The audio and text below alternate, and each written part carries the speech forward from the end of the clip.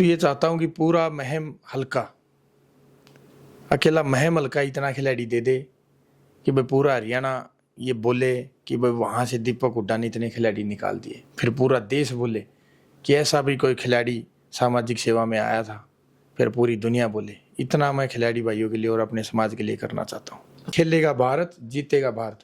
और game on, नशा गो। लहरों के साथ तो तैरना हमेशा आसान होता है, लहरों के साथ तो तैरना हमेशा ही आसान होता है, पर असली इंसान तो वो है जो लहरों को चीर कर आगे बढ़ता है। बचपन में ही माँ बाप गुजर गए थे। नमस्कार दोस्तों, मैं राकेश भारद्वाज एक बार फिर से आप सभी का स्वागत है आपके अपने चैनल YPV न्यूज़ पर। दोस्तों, आज हमारे साथ एक ऐसी हस्ती जिन्होंने हमारे देश का नाम रोशन किया है, हमारा नाम रोशन किया, हमारे शहर का, हमारे गांव का नाम रोशन किया है, दीपक निवास हुड्डा जी, भारतीय कबड्डी टीम के पूर्व कप्तान और अर्जुन अवार्डी। इनके बारे में शायद जितना मैं बोलूँगा उतने शब्द आज कम होंगे। और हमारे लिए वो तो गर्व की बात थी, लेकिन आज हमारे लिए एक और गर्व की बात है कि वहाँ तो हमारा नाम रोशन किया ही, लेकिन उसके बाद भी जो है हमारे बीच लोकलिटी के बीच रहना जो है हुड्डा जी नहीं बोले, उसके लिए हम उनके शुक्रगुजार रहेंगे। क्योंकि पिछले दिनों जो हमने देखा है लगातार जो है हरियाणा के अंदर युवाओं के लिए खेलों की बात करें या उनकी छोटी छोटी चीज़ों की बात करें, जैसे किट की बात करें, हर उस चीज़ का ध्यान रखते जा रहे हैं जिसकी एक आम जो है खिलाड़ी की आम परिवार को जो जरूरत होती है। क्योंकि छोटी छोटी चीज़ें खरीदना जो है खिलाड़ियों के लिए बहुत मुश्किल हो जाता है। तो दीपक जी, स्वागत है आपका हमारे चैनल पे। धन्यवाद राकेश भाई। दीपक जी, क्या कुछ कहना चाहोगे, किस तरीके से जो है इंडिया टीम के अंदर आप गए, वहां पे जो आपने इंडियन टीम की कैप्टनशिप भी करी, उसके बाद जो है प्रो कबड्डी के अंदर भी आप खेले, और अर्जुन अवार्डी एक ऐसा अवार्ड जो अगर किसी गांव, किसी शहर, किसी डिस्ट्रिक्ट के अंदर या पूरे इंडिया के अंदर किसी को मिलता है तो पूरा शहर जो है, पूरा गांव जो है खुशी से झूम उठा है। जिस समय ये मिला तो कैसा महसूस कर रहे थे? राकेश भाई, जिस समय अर्जुन अवार्ड मिलता है किसी खिलाड़ी को, उसके लिए तो वो ये समझ लो कि उसकी लाइफ का सबसे बड़ा मौका होता है, क्योंकि इतिहास में आपका नाम दर्ज हो जाता है। देश का राष्ट्रपति आपके पिछले कई साल की अंतर्राष्ट्रीय जो हमारी उपलब्धियां होती हैं, देश के लिए जो हमने मेडल जीते होते हैं, उसके लिए अवार्ड दिया जाता है, जी जी ये अर्जुन अवार्ड। और रही बात, वो सफ़र बहुत ही लंबा और मुश्किल भरा रहा है। बचपन में ही माँ बाप गुजर गए थे, जैसा कि आप सब जानते हैं। वहाँ से दिन रात कई बार सोचना पड़ता था कि अगले दिन का काम कैसे चलेगा। जी जी बिल्कुल। इतने लंबा स्ट्रगल में ज़्यादा लंबा टाइम तो नहीं लूँगा, क्योंकि बहुत मैंने कठिन समय भी देखा है। एक प्राइवेट स्कूल में एज ए टीचर भी काम किया है। बहुत उतार चढ़ाव आए ज़िंदगी में, बहुत सारे स्ट्रगल, सिलेक्शन कट होने, क्योंकि मेरा कोई बैकग्राउंड नहीं था।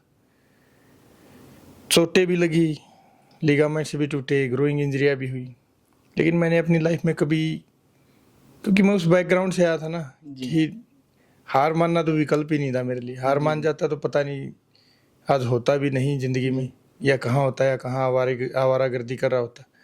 तो मैंने गिव अप करना अपनी लाइफ में सीखा नहीं, गिरता रहा, पड़ता रहा। मुसीबतें आज भी आती हैं, पहले भी आई हैं, लेकिन हार नहीं माने। तो पहली बार इंडिया टीम की जर्सी मिलना, फिर दूसरी बार, तीसरी बार Asian Games, World Cups, Asian Championship, देश का कप्तान बनना, और फिर अर्जुन अवार्ड, उससे ऊपर तो फिर कहना ही क्या है। जिस समय माता पिता दोनों गुजर गए थे, तो बयां करना ही मुश्किल है कि मतलब वो समय कैसा होता है। जी जी। और फिर मेरी सिस्टर मेरे से बड़ी हैं, मैरिड थी, उनके हस्बैंड की भी डेथ हो गई थी। फैमिली प्रॉब्लम्स इतनी आ गई थी कि वो भी घर आके रहने लगी थी। मेरे भांजा भांजी बहुत छोटे थे, भांजी नर्सरी क्लास में और भांजा फर्स्ट में। 10 साल वो मेरे पास रही। अपनी पढ़ाई छोड़नी पड़ी मुझे 12वीं क्लास में, और एक प्राइवेट स्कूल में नौकरी की, और आज यहाँ पर हूँ। तो सब आप सब, मैं तो ये मानता हूँ बड़े बुजुर्गों का आशीर्वाद है, भगवान की कृपा है कि मेरी मेहनत सफल हो पाई और मैं इस मुकाम तक पहुँच पाया। तो दीपक जी, कोई भी अचीवमेंट होती है तो हर कोई देखता है और यूं लगता है कि काश हम भी ऐसा करें। कामयाबी सबको दिखती है, लेकिन उसके पीछे जो कहानी रही वो किसी को नहीं पता होता। जैसे आपने अपने बारे में बताया, जैसा मेरी नॉलेज में है, 4 साल की उम्र में माता जी का सर से जो है साया उठ जाना, उसके बाद थोड़ा सा संभले, फिर पिताजी का छोड़ के चला जाना। दीपक जी, कभी लगा नहीं कि नहीं ऐसा नहीं हो पाएगा? क्योंकि युवा जो देख रहे हैं खासकर उनके लिए ये वीडियो जो है मोटिवेशनल वीडियो मैं कहूँगा। आप ये सीख सकते हो कि कैसे अगर आपके ऊपर कठिनाइयाँ आती है तो गिव अप करना जो है इजी होता है, लेकिन आगे बढ़ना बड़ा मुश्किल होता है। वो जो है दीपक जी ने करके दिखाया है। उसी के बारे में दीपक जी ने बताया। दीपक जी कभी लगा नहीं कि ऐसा कि नहीं अब नहीं होगा? देखो, मुझे लाखों युवा फॉलो करते हैं और आपके चैनल के माध्यम से सुनेंगे भी, तो मैं हमेशा सच्चाई बताता हूँ। ऐसा कभी नहीं कि मुझे मैं ये नहीं लगा कि फेल नहीं हो सकता या प्रॉब्लम्स नहीं आई या मैं गिरा नहीं।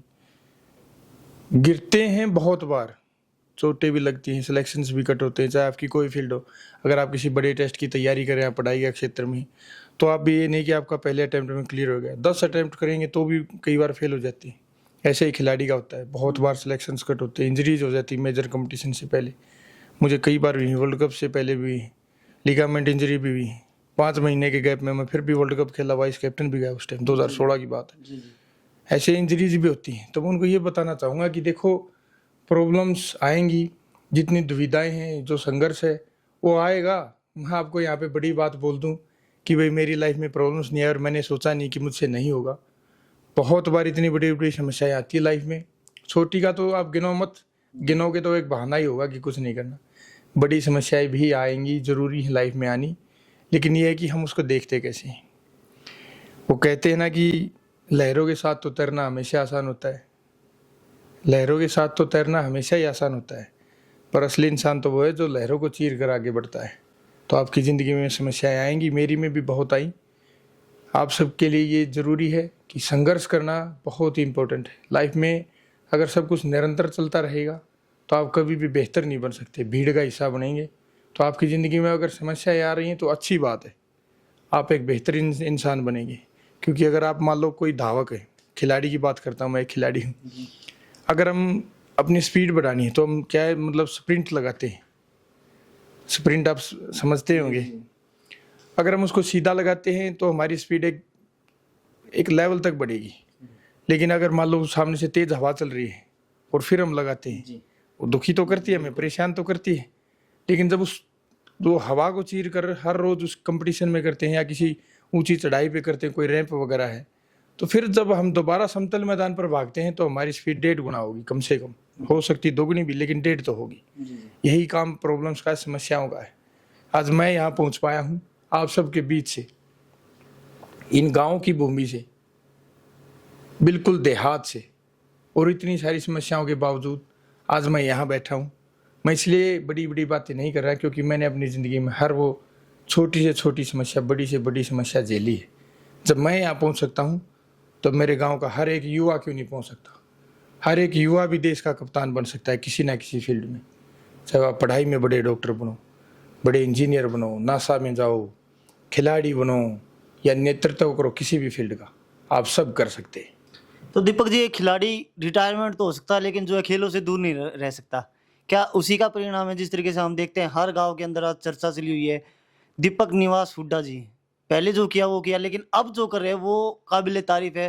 क्योंकि हर गांव के अंदर पहुंचना, एक एक बच्चे को, छोटे से छोटे बच्चे को संभालना, उनका छोटी छोटी चीज़ों का ध्यान रखना। जैसे हमने देखा कि किटें वगैरह वितरण कर रहे हो लगातार, और अब तो आपने जो है एक मुहिम स्टार्ट कर दी है कि हर गांव के अंदर जो खेल करवाएंगे आपके द्वारा, और करवाए भी जा रहे हैं।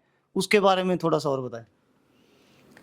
देखो, पहले तो मैं तो बहुत अच्छी किस्मत मानता हूँ कि देश के लिए खेला, देश का कप्तान तक बन गए और जितनी बार मेडल लेके आए, तो यही एक भावना आती थी कि हम देश की सेवा कर रहे हैं, चाहे किसी भी फील्ड में हो। जब 140 करोड़ हिंदुस्तानियों के लिए जब कोई किसी भी खेल का कोई मेडल आता है तो पूरा देश एकजुट होकर खुशी मनाता है। तो पहले तो देश की सेवा वैसे की, तो खेल का एक करियर, जैसे आपने बोला कि एक समय होता है खिलाड़ी का, तो मैंने सोचा कि अब खेल का वो मेरा पीक पॉइंट चल रहा था करियर कि इसके बाद क्या करेंगे। तो मैंने सोचा कि इससे बेहतर, खेल से बेहतर विकल्प मेरे लिए कुछ नहीं हो सकता। पहले मैंने वैसे देश की सेवा की, तो अब सामाजिक सेवा करना चाहता था। और सबसे पहले मैंने चुना अपने खिलाड़ी भाइयों को, मेरे युवाओं को, क्योंकि मैं चाहता हूं कि जो कठिनाइयां मेरे शुरुआती दौर में मैंने झेली हैं, चाहे वो खेल किट की हो या छोटी छोटी आपकी जो सपोर्ट होती है ना, ये बहुत बड़ी बात, ये मार्गदर्शन मिलना ही बहुत ज़रूरी है। कुछ लोग इस वीडियो के माध्यम से ले रहे होंगे और मैं हर गांव में ही जा रहा हूं। जैसा कि आपने बोला, मैंने कोरोना के समय भी बहुत गांव में की खेल किट वितरण की थी। फिर जैसे ही राजनीति की तरफ कदम बढ़ाया तो मुझे इससे अच्छा कोई भी साधन नहीं दिखा कि मैं गांव-गांव में जाकर क्या करूं। मुझे सबसे पहला ख्याल ये आया कि मैं अपने खिलाड़ी भाइयों के लिए, अपने युवाओं के लिए कुछ करता हूं, क्योंकि ये खेल किट कोई छोटी चीज़ नहीं उनके लिए। मुझे पता है 2-2 साल, 3-3 साल हो जाते थे, उसी किट में खेलते रहते थे। हमारा तो कच्छा ही नहीं बदल पाता था, कहाँ से लाते थे। खिलाड़ियों के लिए जो गांव की पृष्ठभूमि में है, उस जो लेवल है हमारा, बहुत सारी ज़रूरतें हैं। तो मैंने सोचा कि खिलाड़ी भाइयों के लिए करता हूँ, तो इसलिए मैंने स्टार्ट करवाया। अब सैकड़ों गांव में खेल किट वितरण कर चुके हैं, हर गांव में जाते हैं। और अब महम विधानसभा में तो हमने खेल प्रतियोगिताएं भी शुरू करवा दी हैं। 3 गांव कवर हो चुके हैं, हर गांव में खेल प्रतियोगिता कराएंगे। और ये नहीं कि कोई पर्टिकुलर खेल चुना है कि मैंने अपना कबड्डी चुन लिया हो कि मैं सिर्फ कबड्डी, हर खेल गांव में जिस भी खेल के खिलाड़ी हैं, हम गांव में जाते हैं, पता भी करते हैं कि कौन से खेल के खिलाड़ी हैं, ताकि उनको हौसला तो तभी मिलेगा ना, उनको मार्गदर्शन भी दिया जाता है। और फिर गांव में बड़े बुजुर्गों की भी दौड़ कराते हैं, ताकि खेल के प्रति एक अच्छी भावना पैदा हो, हमारी मातृशक्ति की, माताओं की भी। क्योंकि उससे क्या है, पूरे गांव में एक खेल का माहौल अच्छा हो जाएगा।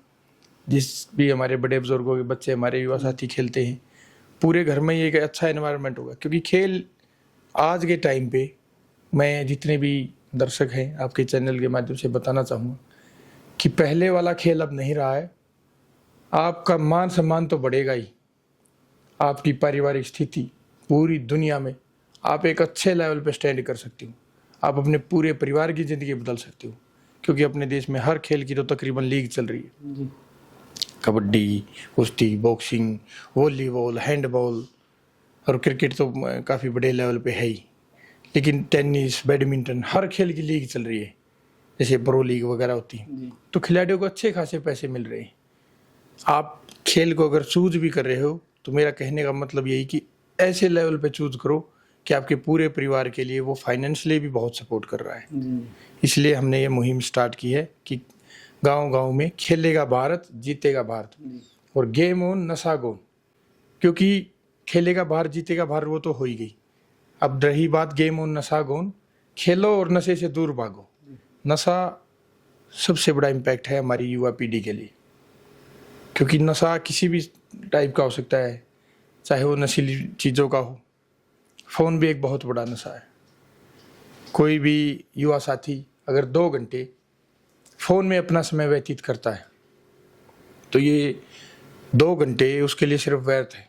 फ़ोन में रील देख के स्क्रॉल करना, इससे आप कुछ काम नहीं कर रहे हैं। अगर आप 2 घंटे अपने गांव के ग्राउंड में जाएंगे, कुछ खेलेंगे, चाहे आपको कोई भी खेल पसंद हो, मैं कभी नहीं कहता कि आप ये पर्टिकुलर मेरे बोलने से चूज़ करो, लेकिन आपके गांव में जो भी परंपरागत खेल है, ये आपको जो भी पसंद है, वो खेलिए, दिल से मेहनत कीजिए। वो 2 घंटे इन सब नशीली चीज़ों से दूर रहकर आपकी ज़िंदगी कहीं ना कहीं एक अच्छे मुकाम तक ज़रूर पहुँचेगी। तो दीपक जी, मैं देख रहा हूँ हर कोई ये भी चर्चा चली हुई है कि दीपक जी इतने युवा अभी भी अगर इंडिया के लिए खेलते रहते तो जितने मेडल लेके आए उतने मेडल और ला सकते थे अभी।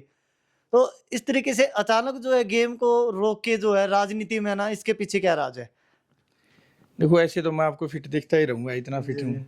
आप ये सोचोगे युवा ही रहेगा, क्योंकि मैं देख कबड्डी वर्ल्ड कप का सबसे फिट खिलाड़ी था, फिटेस्ट खिलाड़ी ऑफ द वर्ल्ड का अवार्ड भी मिला हुआ है। और एक खिलाड़ी के करियर का एक समय होता है। अच्छा करियर चल रहा था, आपकी बात सही है, लेकिन मुझे लगा कि ये सही समय है कि मतलब सामाजिक सेवा की तरफ कदम बढ़ाया जाए। तो मैंने इसमें देरी नहीं की, इसलिए मैं सामाजिक सेवा की तरफ कदम बढ़ा दी। अच्छा हुड्डा साहब, राजनीति के अंदर आकर ही सामाजिक जो है ये काम कर सकते हो, या वैसे भी तो नॉर्मली कहते हैं कि समाज सेवी तो वैसे भी कर सकता है, राजनीति में आने का क्या औचित्य है?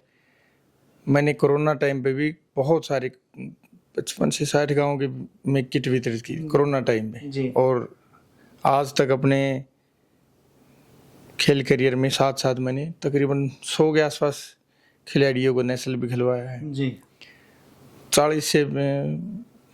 40-45 खिलाड़ियों को प्रो कबड्डी लीग में भी सिलेक्शन करवाया है, और दूसरे खेलों में मदद करता रहा हूँ।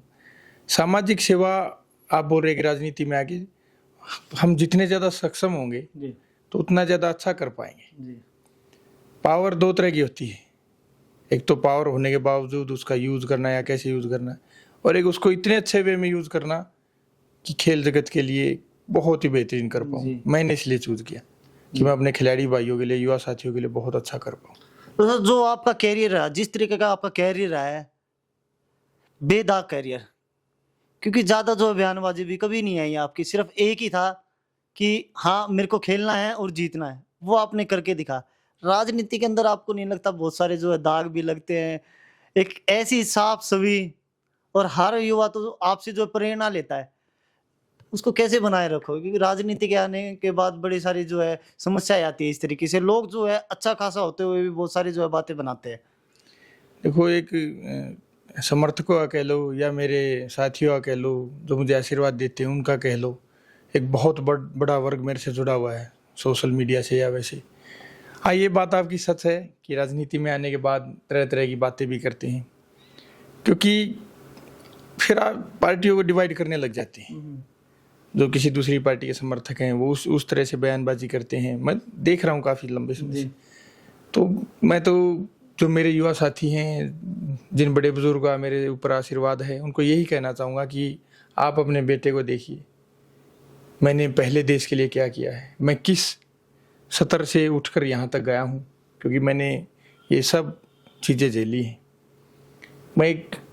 मुझे एक राजनीतिक व्यक्ति की तरह मत देखिए, क्योंकि मैं किसी राजा का बेटा नहीं हूँ कि मैं किसी राजनीतिक आदमी का हूँ या बड़े परिवार से हूँ। मैं आपके बीच से ही आपका एक बेटा उठकर यहाँ तक गया हूँ। तो मैं राजनीति की तरह से इस चीज़ को नहीं ले रहा, मैं एक सामाजिक सेवा की तरह से ही ले रहा हूँ, क्योंकि खेल जगत का एक बहुत बड़ा हिस्सा, अगर उनकी थोड़ी बहुत सुविधाएं और बढ़ जाएं, तो अकेला हरियाणा में आपको बता रहा हूँ, इंटरनेशनल 300 400 मेडल अकेला हरियाणा ला सकता है। तो मैं उसी दिशा में काम करना चाहता हूँ। तो हुड्डा साहब, राजनीति में आना सही है और करनी भी चाहिए जब आपको लगता है कि हाँ उससे कुछ जो है समाज का भला कर सकते हो। तो भाजपा पार्टी, उसी को क्यों चुना? क्योंकि भाजपा पार्टी, हम पहले भी बाहर देशों में खेलते जा रहे हैं, जाते रहते दूसरे देशों में, बहुत सारे इंटरनेशनल मेडल्स लेके आए। जो देश का मान सम्मान आज बढ़ा है ना, वो पहले कहीं नहीं था।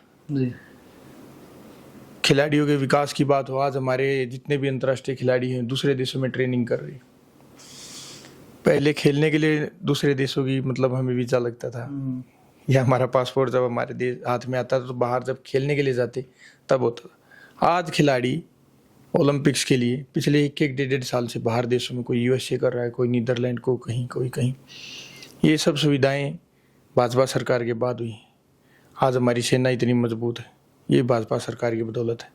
हम दुनिया की 5वीं बड़ी अर्थव्यवस्था है, ये भाजपा सरकार की बदौलत है। ये ग्राउंड लेवल पर शायद ये बातें ना समझ में आती हों, क्योंकि हम जिस पृष्ठभूमि से हैं, ये खिलाड़ियों की, किसानों की, जवानों की भूमि है। लेकिन एक अगर वास्तविकता देखें तो खेल जगत के लिए इतना ज़्यादा विकास हुआ है फिलहाल। और फिर रही ग्रामीण स्तर पर, अभी भी हाल में, अभी बस 15-20 दिन पहले 976 तकरीबन 1000 नर्सरियाँ गांव-गांव में हरियाणा सरकार ने दी है। तो हरियाणा में भी खेलों का विकास बहुत ही ज़्यादा हो रहा है, और मुझे तो करना ही खेलों का विकास का काम है। तो इसलिए मुझे लगा कि भाजपा सरकार देश का विकास तो कर ही रही है, साथ के साथ अपने हरियाणा प्रदेश में हमारे खिलाड़ी भाइयों के लिए, युवा साथियों के लिए मैं कुछ अच्छा कर सकूँ। अच्छा हुड्डा साहब, राजनीति के अंदर आप आए, लेकिन जहां मैं आपकी एक्टिवनेस ज़्यादा देख रहा हूं, आपने हरियाणा का वो गढ़ चुना है जहां से जो है राजनीति में कहूँ कि स्टार्ट होती है तो गलत नहीं होगा, महमल का। तो लगता नहीं कि जहां आप स्टार्टिंग करने जा रहे हो वहां से बड़ी मुसीबतें आने वाली है? देखो, मुसीबतें तो लाइफ में मैंने बचपन से ही झेली हैं, तो शायद भगवान ने इस चीज़ का आदी तो बना दिया है, संघर्ष करना और मुसीबतों से लड़ना और जीतना। ये तो मैं तो बोलता हूँ भगवान की कृपा रही है। और मजबूत आदमी तभी बनता है जब लड़ता है, बिना लड़े तो ज़िंदगी में कुछ भी अच्छा नहीं हो सकता। ज़िंदगी की अगर आप लाइन देखें, बहुत सारे मेरे भाइयों ने फिल्मों में देखा हुआ, जो लाइफ का ग्राफ है वो अप डाउन चलता रहता है। तो वो सीधा हो जाता ना, तो एक टूं जैसी आवाज़ आ रहा है, टूं खत्म ही हो जाता है। उसको बीप की आवाज़ है ना, वो बीप जब सीधी लाइन होगी तो हमारी लाइफ की डेथ हो जाती है। वही ज़िंदगी है, उतार चढ़ाव तो आएंगे। रही बात आप जैसे बोल रहे हैं कि महमल का, बहुत ही मुसीबतें आएंगी, मैं सब मुसीबतों के लिए तैयार हूँ। लेकिन मैं ये भी कहना चाहूँगा कि मैं एक खिलाड़ी हूँ, इन गाँव की भूमि से निकला हूँ, बहुत सारी ऐसी चीज़ें देख कर ऊपर तक आया हूँ, हार जीत, दिन रात, दुख सुख, सब कुछ चीज़ें देखी मैंने। इन गाँव का ही बच्चा हूँ, आप सबकी समस्याएं समझता हूँ। मुझे पता है कि इन गाँव में क्या विकास की ज़रूरत है। ये नहीं कि मैं बड़ी बड़ी बातें बोल दूँ, चाहे वो खेल जगत हो, चाहे गाँव की मूलभूत सुविधाएं हों। मैं तो ये चाहता हूँ कि पूरा महम हल्का, अकेला महम हल्का इतना खिलाड़ी दे दे कि भाई पूरा हरियाणा ये बोले कि भाई वहाँ से दीपक हुड्डा ने इतने खिलाड़ी निकाल दिए, फिर पूरा देश बोले कि ऐसा भी कोई खिलाड़ी सामाजिक सेवा में आया था, फिर पूरी दुनिया बोले। इतना मैं खिलाड़ी भाइयों के लिए और अपने समाज के लिए करना चाहता हूँ। अच्छा हुड्डा साहब, देखो चर्चाएं तो आपकी चली हुई है, अब उसको कोई नकार नहीं सकता कि हाँ दीपक हुड्डा की जो है महम हल्के के अंदर एंट्री हो गई है। तो विधानसभा चुनाव लड़ने के लिए अगर पार्टी से टिकट मिल जाती है तो पूरी तैयारियां है। देखो न, टिकट का फैसला तो पार्टी का होता है, जी। शीर्ष नेतृत्व फैसला करता है। तो मैं तो तैयार हूँ सेवा करने के लिए, और पार्टी जो भी फैसला करेगी मंजूर है, लेकिन मैं सेवा करने को अपनी तरह से पूरी तरह तैयार हूँ, क्योंकि सेवा ही करने के लिए इसमें आए हैं। बहुत जितनी भागदौड़ होगी, आप सोच सकते हैं 24 के 24 घंटे भी मैं भागदौड़ कर सकता हूँ, मुझे इस चीज़ में कोई दिक्कत नहीं है। रही बात, इन गाँव का विकास होना बहुत ज़रूरी है। इन गाँव से ही एक खिलाड़ी यहाँ तक पहुँच पाया है, तो मेरे जैसे ऐसे ऐसे हज़ार खिलाड़ी निकल सकते हैं। और गांव की मूलभूत सुविधाएं भी बहुत हैं, मेरे बड़े बड़े बुजुर्गों से मैं मिलता रहता हूं तो पता भी चलती है। तो पार्टी के फैसले का इंतज़ार है। तो जहाँ हमने देखा कि खेलों के अंदर आपने झंडा गाड़ा था, तो कहीं ना कहीं राजनीति के अंदर भी झंडा गाड़ने के लिए बात चुके हैं मैदान में। ये देखो, ये जनता का आशीर्वाद होता है हमेशा। राजनीति में इतना मैंने देखा है, जिंदगी में कोई भी फील्ड हो, बड़े बुजुर्गों का आशीर्वाद और हमारे भगवान जी की कृपा हमेशा रहनी चाहिए, क्योंकि बिना आशीर्वाद के, बिना प्रभु की कृपा के कुछ संभव नहीं है। मैं मेहनत करना जानता हूँ, वो मैं करूँगा और मैं लगातार कर रहा हूँ। फिलहाल तो बस अपने खिलाड़ी साथियों को, युवाओं को मोटिवेट करने का काम कर रहा हूँ।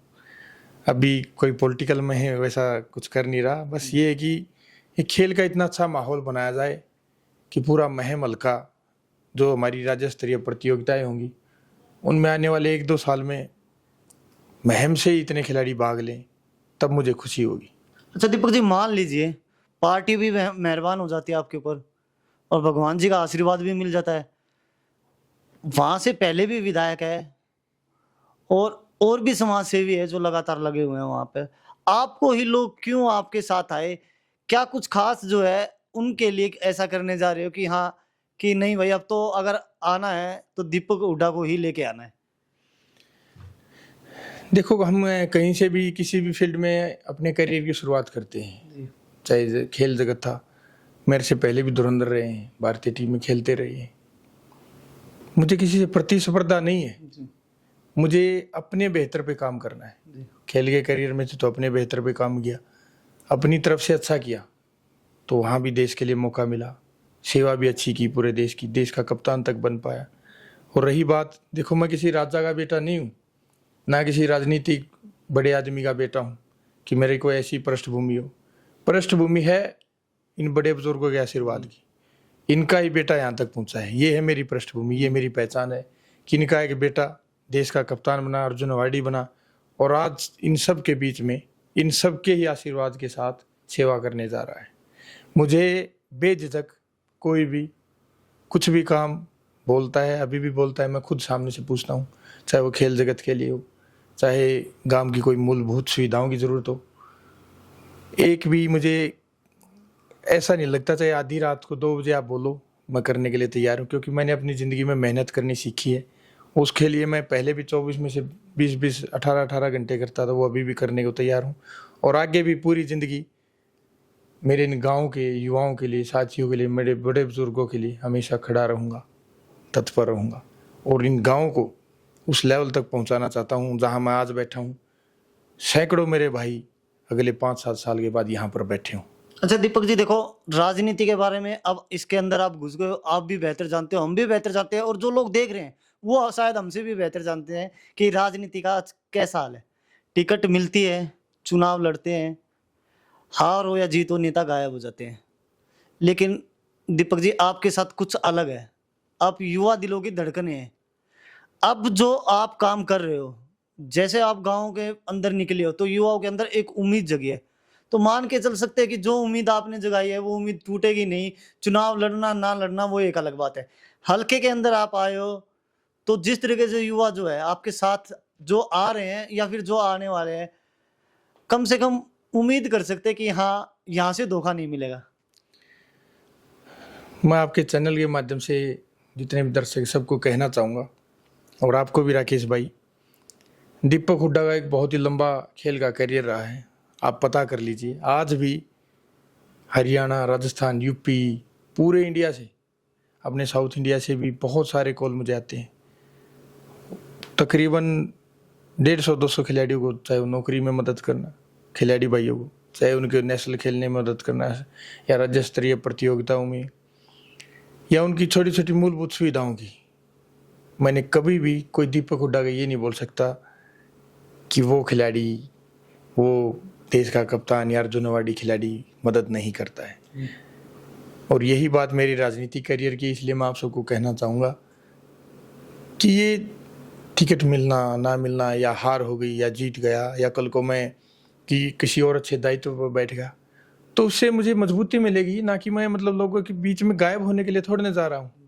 मैं वही तो आपको बोल रहा हूँ कि मैं किसी राजनेता का बेटा नहीं हूँ, या मैं कोई अरबोपति आदमी हूँ कि भाई अपना एंटरटेनमेंट में लग जाऊँगा। भगवान की कृपा से, आप सबके आशीर्वाद से इतना तो मैं आज भी सक्षम हूँ कि एक अच्छी ज़िंदगी जी सकता हूँ।